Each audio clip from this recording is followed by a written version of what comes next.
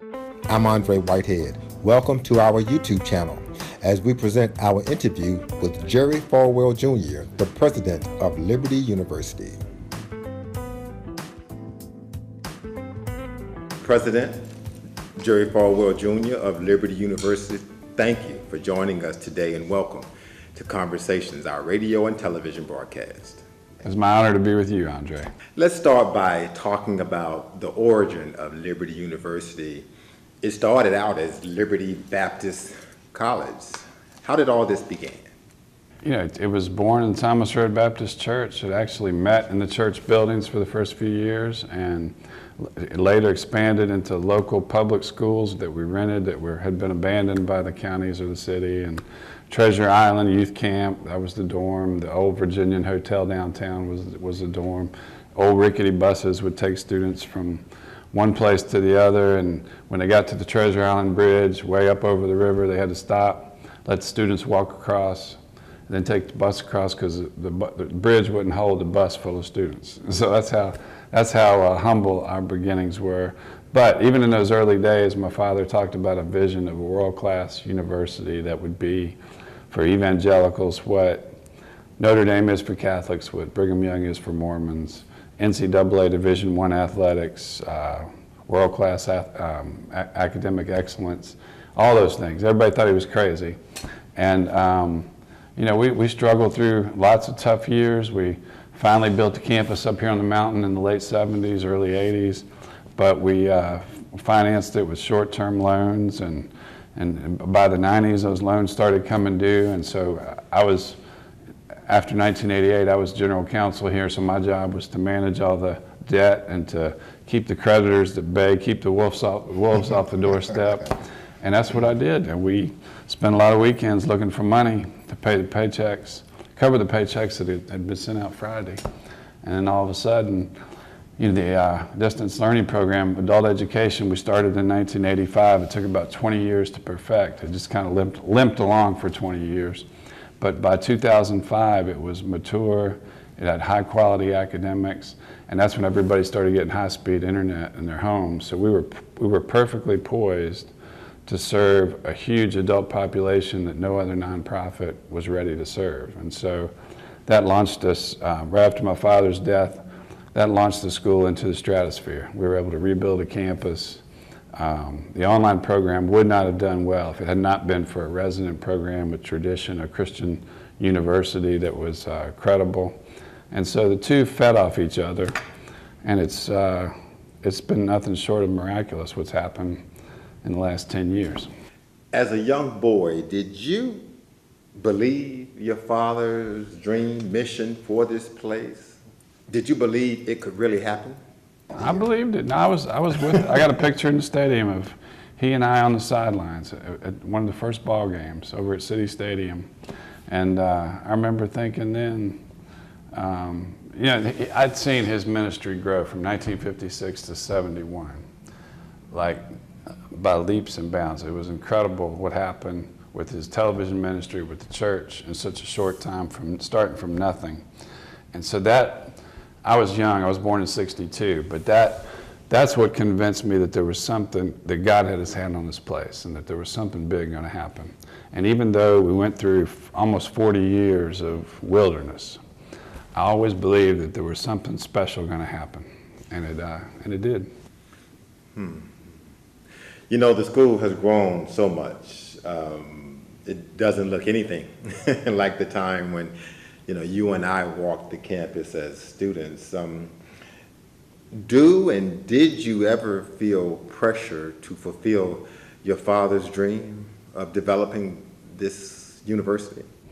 No, but I feel called to do it. No pressure. I just feel like it's what I was meant to be. It's why I was born, was to help Liberty fulfill its mission, and whatever small role I can play in that, I'm just honored to do it. It's, you know, my legal and business background have been a big help in maneuvering through all the difficulties of building a university like this. And so I think Dad was grooming me, but I think I was a lot of the choices I made were directed by God because that was my destiny. And so it was, you know, I don't feel pressure, but I just feel like it's what I was meant to do, and it's what I get up every morning to do. Let's talk about your educational background. Now, you attended LCA, Liberty Christian Academy. Back then, Lynchburg Christian Academy. You attended Liberty University. Let's talk about your educational background for those who may not know. Liberty, and studied religion and biblical studies and history, a little bit of political science, but then went to UVA Law School. One year I spent a semester at Yale University while I was at Liberty, and studied political science and got a little flavor of a school that was completely different from Liberty. Secular. Yeah, and lived on campus and met a lot of, made a lot of friends. It was a good experience, and but then law school did a lot to help me to think a certain way that was really beneficial when I got into. When I didn't realize how deep the debt was here at Liberty and how complicated the problems were, but that legal background really helped me find the right outside counsel to help us maneuver through all those difficult waters and to solve those problems. And so that's what I meant when I said I feel like a lot of the choices I made were meant to help me do what I've done now lately. How were you received at UVA and Yale? They were very kind. I've never had a single, nobody was ever unkind to me in any way. I made a lot of good friends in both places. They thought it was kind of cool that I was there, and I've stayed in touch with a lot of them. Now, Liberty University is the largest evangelical university in the world. Has the school reached its pinnacle? Are you on the mountaintop with very few things left to obtain? Well, I think we can win a lot more football games. I think we can excel in sports, and I think that'll shine the light on Liberty's mission like nothing else ever could.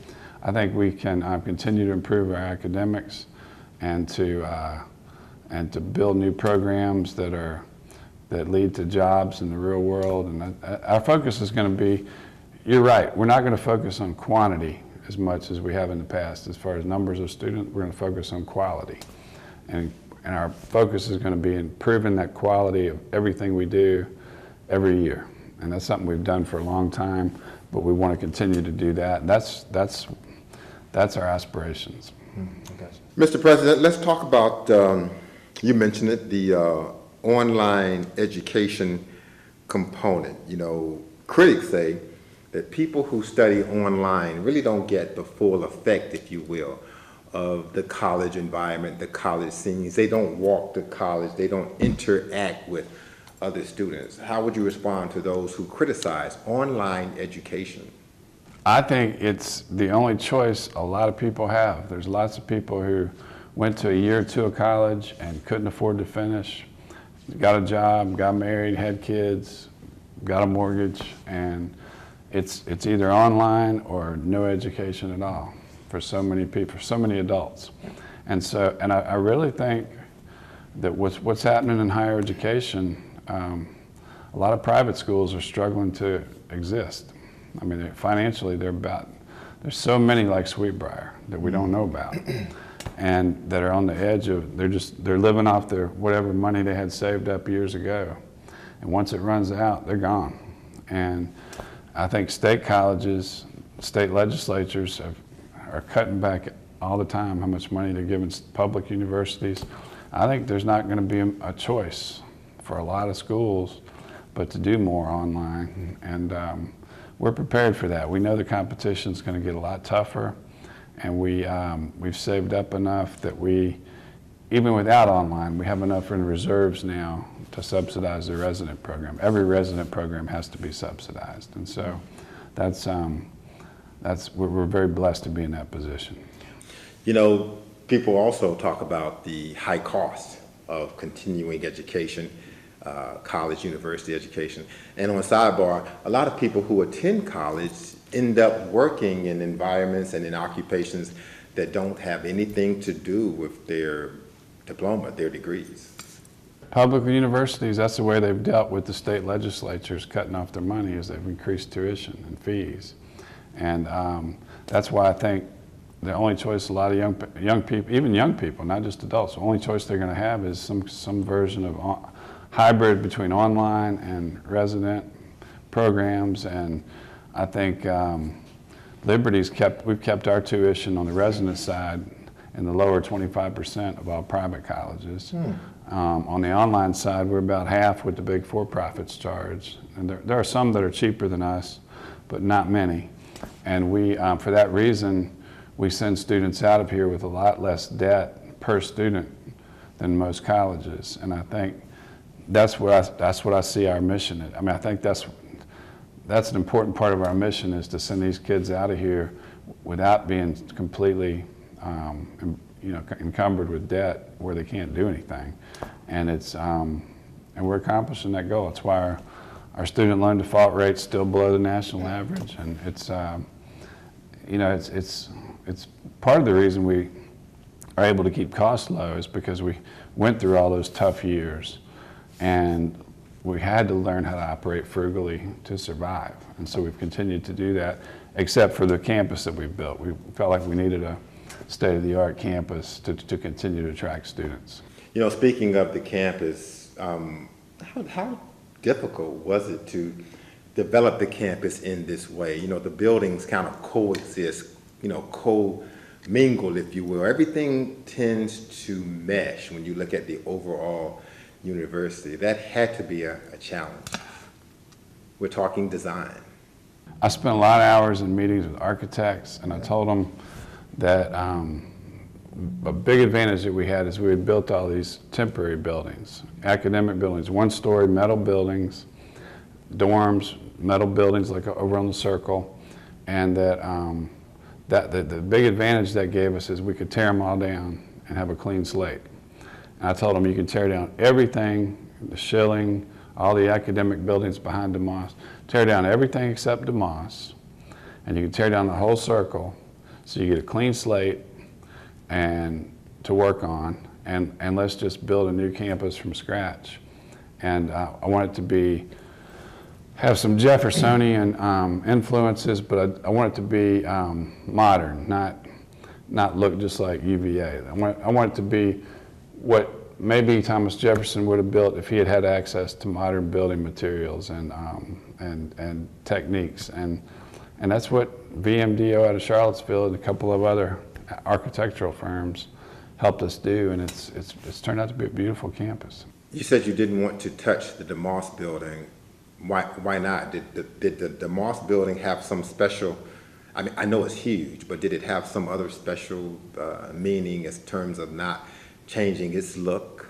It was newer, and it was more, it looked nice to begin with, and because of the improvements that were made in the year 2000 to that building.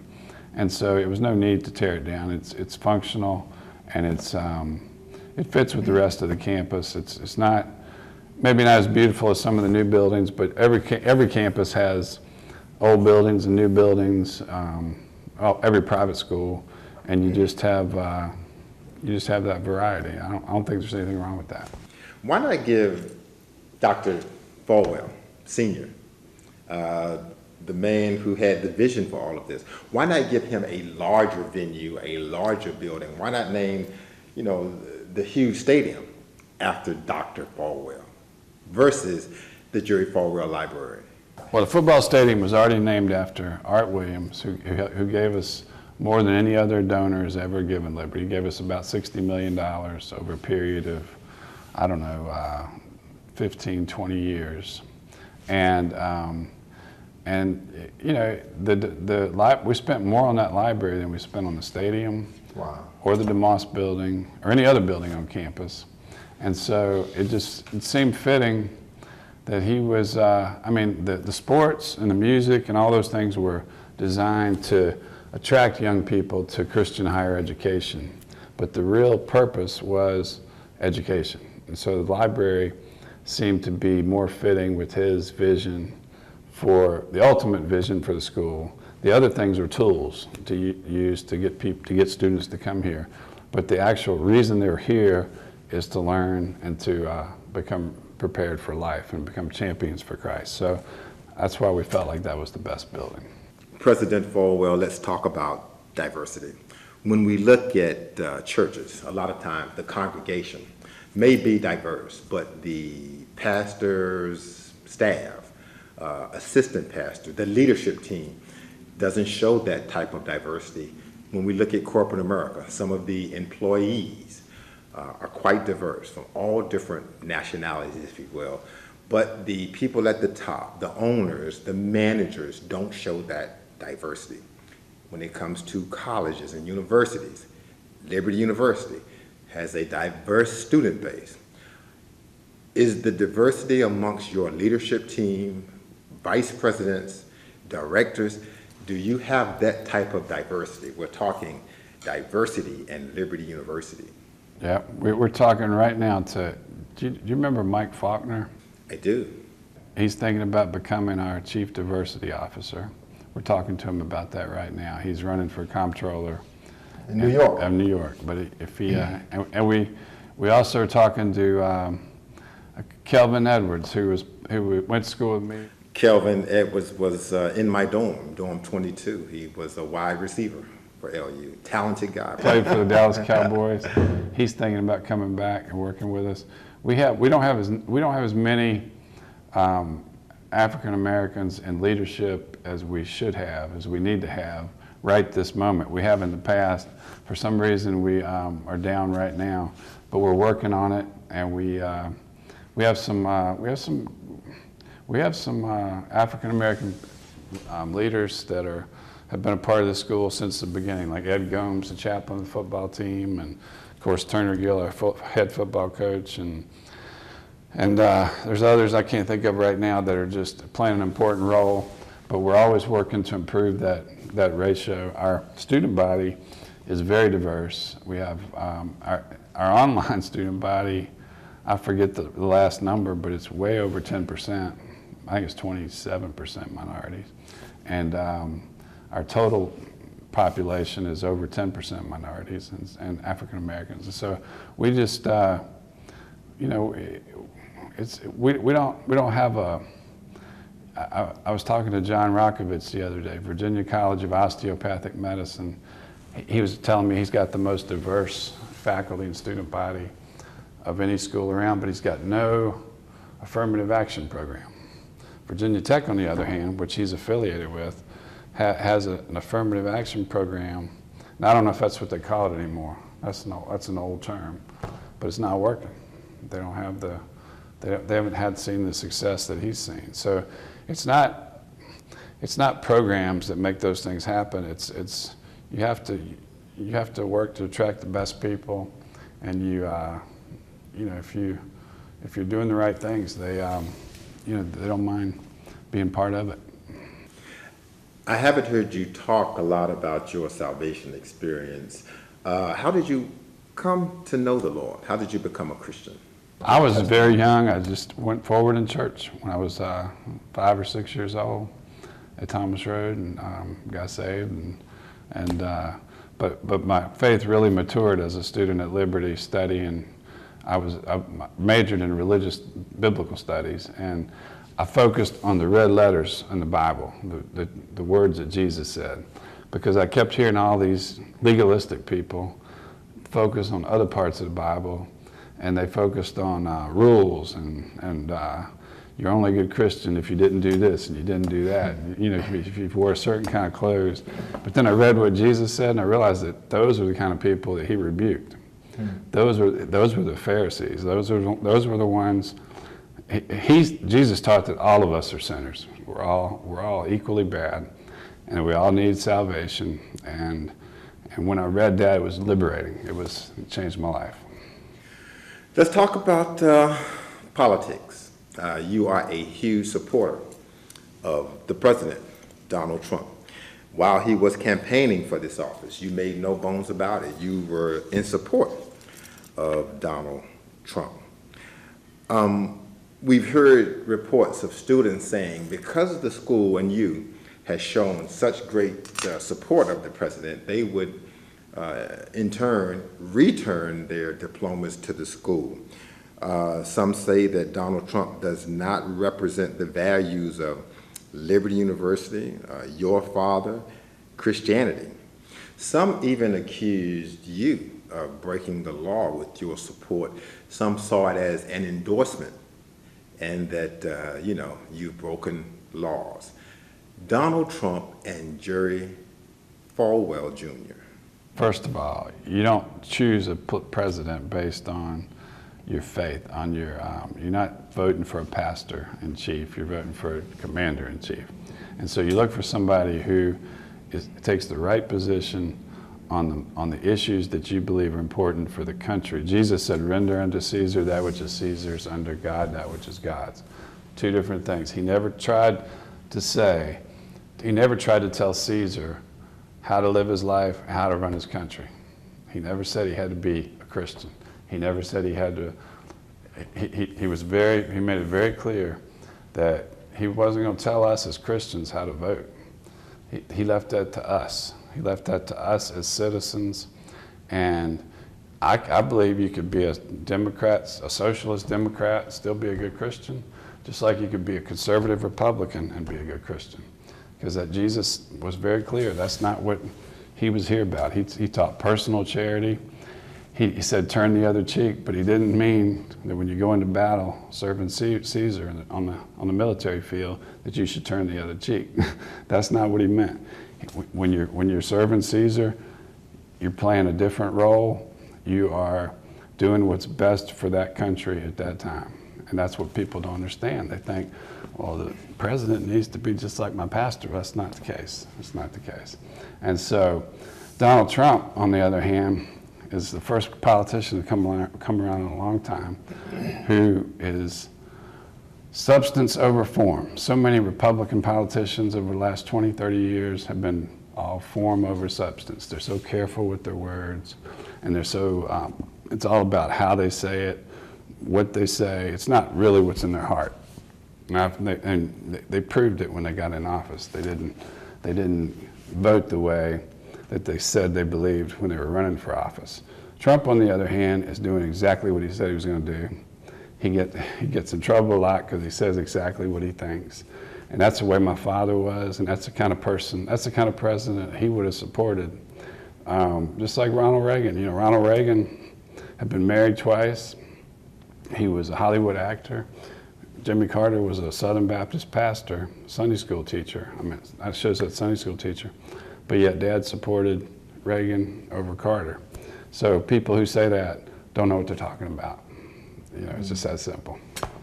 What about some of the women and students here at Liberty and our nation who say that President Trump does not respect women and some of the things that he said about women and grabbing them, if you will? What do you say to the women who criticize your support of the president? Everybody sinned. Jesus said if you've lusted after a woman in your heart, you're just as guilty as somebody who's committed adultery.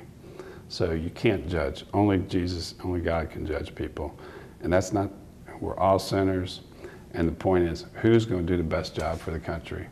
And we needed a businessman. We needed somebody who understood business, who understood how to negotiate. And everybody's a sinner, so you don't get hung up on that. I mean, you look at who's the best at what they do, and that's who you support, and that's what I did. You know, I was here when Ted Cruz launched his campaign here on the campus, and a lot of people felt like you would support Ted Cruz. Was it difficult to make the transition, or not transition, but to support Donald Trump, then candidate, versus a Ted Cruz who launched his campaign right here at Liberty University? A lot of people thought Cruz would be your guy. Yeah, well, I really don't think any of those 16 Republicans, besides Donald Trump, who were running for president, I don't think any of them could have beat Hillary except Donald Trump. There was 17, wasn't it? 17. I don't think any of them, I think he's the only one that could have brought Democrats over from the other side, that could have brought African American vote over. He's the only one that could have, and he did. And the rest of them didn't have a chance, in my opinion. What's Donald Trump really like? You know him, you've spent time with him. What's he really like? He's very personable. He's honest to a fault. He won't say anything to you that he doesn't mean. He keeps his word. I called him in February, and I happened to mention that my wife's 50th birthday was coming up, and he said, and he didn't say anything about it. We talked on about other things. I talked to him at the end of February. First thing out of his mouth, tell Becky belated happy 50th birthday. He remembered it right off the top of his head.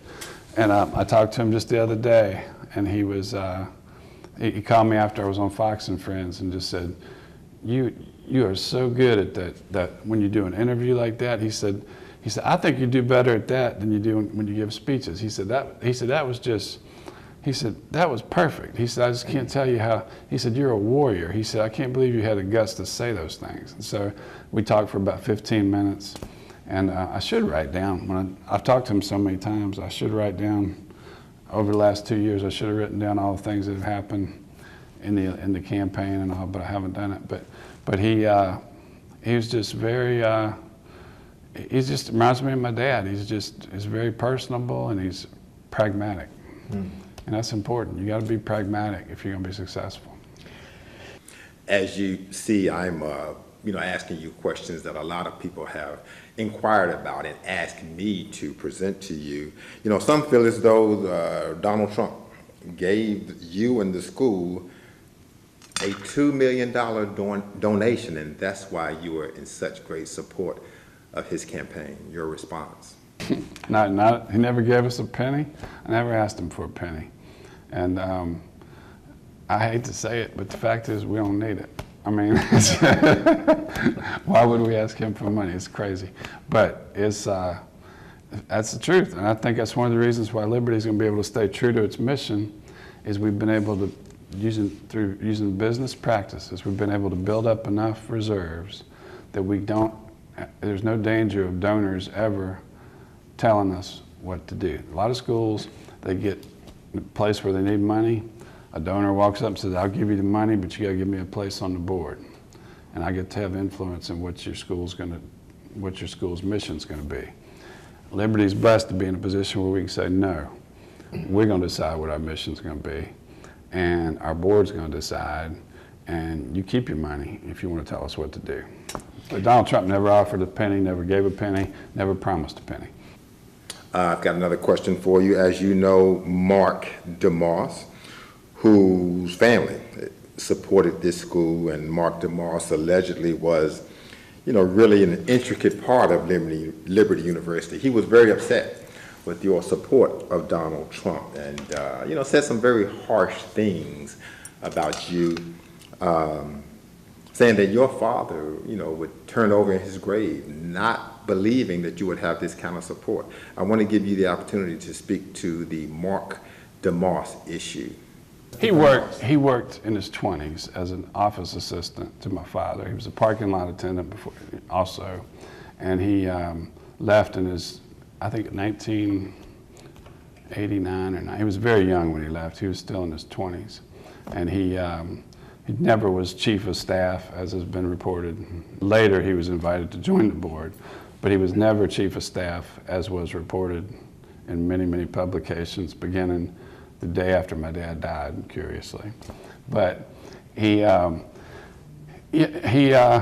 just is more of a, I don't know what his politics are really, but he's super supportive of what I call the rhinos, the Republicans in name only. I mean, he's so close to them, and was just so upset that they couldn't pull it off, election after election after election after election.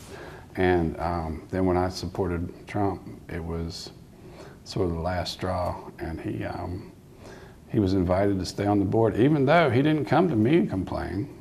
He went to the Washington Post and complained. Were you guys close enough to have those types of conversations about Donald Trump? Very close relationship. We went to school together. We were in the same class every year. We text each other all the time. All he had to do was say, Jerry, I don't think you should do this. But instead he goes to the Washington Post and he says, I'm worried about Liberty's future because of what President Falwell is doing to support Trump. That had to hurt you. No, it didn't hurt me. It hurt the school. It went against his fiduciary responsibility to the university that he served on the board. And he, most boards would have said, whoa, out of here. But our board said, you can't stay on the executive committee anymore, but you're welcome. It voted unanimously for him to stay on the board. He quit a couple days later to create a little drama. But that's just, he's entitled to his opinion, but I don't think he went about it the right way. I think he should have contacted us before he went to the press. But that's what the Bible, that's what Matthew says you're supposed to do. But we're still good friends with his family, and I hope he's not still bitter about any of that stuff. Mm. I'm certainly not. Some folks have wondered, how do you feel about some who have those religious or spiritual concerns and say that Jesus Christ himself would never support a Donald Trump, a President Trump, to the extent that you have? Jesus was very clear. Render unto Caesar that which is Caesar's. He never said, he said, you help the poor, talking to his followers. You help those in need. You help the widows, the orphans. He didn't say, vote for somebody who's going to take money from your neighbor and give it to the poor. He was very clear on that. He was not a socialist. And he was not a conservative either. He didn't take a position on politics. He wasn't here for that reason. He was here, he told us that was our job, to use the brains he'd given us to make our own decisions about who is the right political leader and what positions are the right political positions for whatever country we're citizens of. So, no. Let's talk about endorsements. For those critics who say Liberty University is not in a position and cannot legally endorse anyone in the political world. Donald Trump changed the Johnson Amendment. That's one of the things he promised he would do. And he signed an executive order that basically told the IRS to stand down and to give churches and pastors the freedom, and nonprofit schools and their leaders the freedom to express their free speech rights, and and he took care of that for us. But before he was in office, wasn't your work an endorsement of Donald Trump? No, I was very careful. Our lawyers, every time I went on TV, they said, you make it clear that you're speaking for yourself, not for Liberty University. That was the law back then, so that's what I did. Now, Jerry, some see you as a kind of a laid-back, quiet guy, and I've had people, ask me questions for you, as I mentioned, on social media. Some had some concern or some question, if you will, about the romanticism of Jerry Falwell Jr., asking, does he consider himself a romantic guy, and how did he meet his wife? What is the most romantic thing that he has done for Mrs. Jerry Falwell? Well, she and I met, she was 13, I was 18 when we met. Her older sister was my age, she was at Liberty, and she invited a big group of us down to her dad's house in the mountains of North Carolina, spent a few days, that's where I met her, in Boone, North Carolina. And then that summer, the following summer, she invited a bunch of us down to their place at Myrtle Beach, and she was 14 by then, I was 19. And we became friends. I had to wait till it was legal to date her. And so we didn't start dating until she was 18. I was a second-year law student at UVA, and we dated for 2 years and got married, and been happy ever since. And I don't know how romantic I am.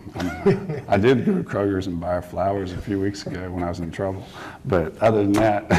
Trouble? What kind of trouble were you in? I don't remember. Good answer. Good answer. Let's talk about Charlottesville. The president has made those comments about there are good people on both sides. And he got a lot of criticism Some say there can't be any good people who are members of the Ku Klux Klan. There can't be any good white nationalists.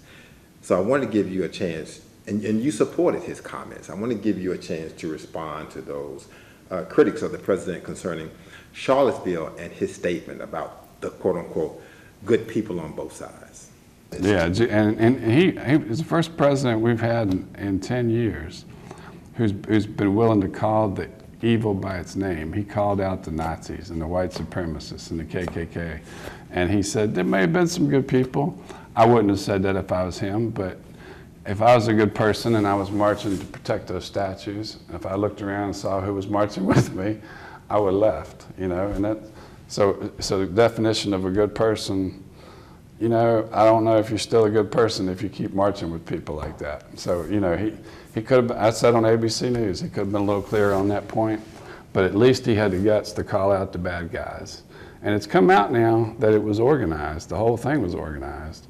And might have been organized on both sides, and the people that were marching may not have even been representing who they claimed they represented. They might have just been mercenaries. Who knows? It could have been a George Soros type who funded that whole thing. And the whole thing was fishy, because we don't have people like that in this part of Virginia. I've never met a white supremacist. I've lived here 55 years. I've never met a single racist that hates black people, not one.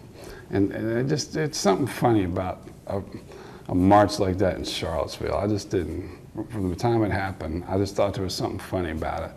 And then, but I think the president was bold and truthful in his statements about who the bad guys were. He called them out by name. He didn't call out the other side, even though he did say there were violent people on the other side. And you know, I don't think violence is good. I don't think he tried to say that one was better than the other, but he did mention there was violence on the other side, and but he didn't say there was moral equivalency, because anybody who's marching because they hate a certain group of people because of the color of their skin, that's just pure evil. That's just like the people who flew the planes into the World Trade Center, and it's just like the Timothy McVeigh that blew up the Oklahoma City building, and just like what happened in Barcelona and San Bernardino. Hate is hate, and it's, but our last president was not willing to call radical Islamic terrorists by their right name, but at least Donald Trump called out the Nazis and the white supremacists and the KKK by name, and I give him credit for that. In closing, Mr. President, let's talk about your father, Dr. Jerry Falwell, Sr. What do you think he would say about the success, the growth, the development of Liberty University? What are some of the lessons that you have learned from him that may help you even today, and how bad do you miss him? I saw a side of him that nobody else saw, because he was himself around me, and he was fun-loving. He was a prankster. He was very, very pragmatic, very, very, very smart businessman, and he and I, a lot of things that were going on here back when I worked with him, we were in such dire straits financially. I was the only person that knew how bad it was for a long time. I mean, just he and I, and so maybe one other financial guy, Don Moon, but he didn't even tell my mom or my sister or my brother how bad things were, because he didn't want to get them upset. And so I saw a different side of him, and he would tell jokes and things around me that he wouldn't tell around anybody else in the family. but it wasn't anything dirty or anything, but he was just himself, and he was practical. He was worried about, he was concerned first about his family, to make sure that we were all okay all the time, you know, and he went to great lengths to make sure the school and the church was protected he got as much life insurance as he could get for the church and the school and for his family, and because he was practical, and he knew that after everything was said and done, everybody still got to eat. And so he, but he also believed in what this school could become. And he was convinced. If anybody asked me right now, what he would say if he saw all the growth and all the how far liberty has come, if they asked what he would say, my first answer would be, "I told you so," because he believed it, and I don't think he thought it would happen so fast, but he believed it was definitely everything you see here today. He was convinced that was definitely going to happen. When he passed, where were you? I was on my way to the office. No, I was working at home. I was doing my email at home that morning, and it was around 10 o'clock. And I was glad I wasn't, my office was right next to his, so I'm glad I wasn't there. But I got a phone call, and they said, "It doesn't look good." His secretary called me, and so I went straight to the hospital. I think I may have picked up my mom first, and then took her to the hospital. And so we got there about the same time the ambulances got there. And the TV news was already there. It was, but it happened suddenly, just like that. And that's the way he always said he wanted to go. He didn't want to be in a nursing home. He didn't want to be incapacitated. He just wanted to die with his boots on, and that's what he did. Did you get to have a final word with him? Did he ever come to, if you will? No. He was gone by the time he got there. But I talked to him the night before, and I told him about the fact that a group had just decided to donate the plaza to us, and so he was all excited about that. That was the night before he died. Is when I found that out. Well, President Jerry Falwell Jr., President of Liberty University, I want to thank you for this opportunity to join us today on Conversations, our radio and television broadcast. We appreciate you making time for us. At this time, I do want to give you the final word, whatever you would like to leave our listening and viewing audience with. And for those young people and parents who are contemplating Liberty University versus maybe somewhere else, what would you say to them concerning those decisions to possibly attend Liberty University? Your final remarks. It's the student body that's the greatest asset. It's the peer pressure's in the right direction. The students are all about service to others. They don't care. They don't like politics. They really don't. They don't care. I mean, they're not like me. I don't know if it's because they're young, but they fall asleep when I bring a politician in to speak. I mean, they don't care about politics, but they do care about helping others and serving others, and they spend so many hundreds of thousands of hours every year doing that on their own. And they, most college campuses, you pass students on the sidewalk, and they won't look you in the eye. They won't make eye contact. They're not nice. But these students go out of their way to greet visitors, and the landlords where they live talk about what great tenants they make. The employers where they work talk about what great employees they make. Rick Hendricks, Hendricks Motorsports, I've been talking to him a lot lately. He's hired Liberty students, and he just wants to hire as many as he possibly can in his 140 dealerships because of their work ethic, because they don't expect to be promoted to assistant manager right away. They're willing to serve for a number of years first, and he's helping us fund a program just to train in our business school, just to train students how to manage an automotive dealership. And it's because of what he's seen in our students, and that's the reason to come to Liberty, because you're going to be around a group of kids who don't feel entitled, like Randall Wallace, who spoke here a few years ago for graduation, went to Duke the next day, where his son was graduating. He said he couldn't believe the difference. He said the attitude at Liberty was, how can we serve others? And the attitude at Duke among the students was, we're the elite. We're entitled to the best in life.